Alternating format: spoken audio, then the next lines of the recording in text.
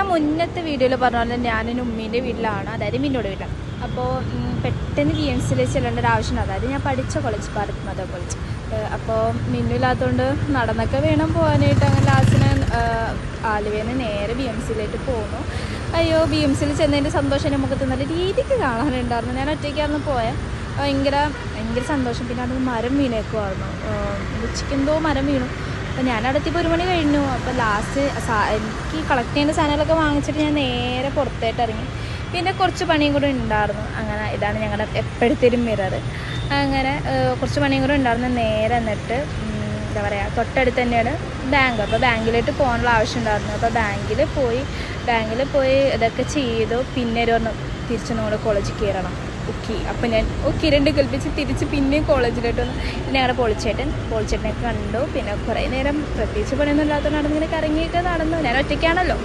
അങ്ങനെ ലാസ്റ്റ് ഞാൻ നേരെ ഉമ്മയുടെ വീട്ടിലോട്ട് തിരിച്ച്. അപ്പം ഇന്നത്തെ ഡേ ഇത്രയോളം. Okay, by.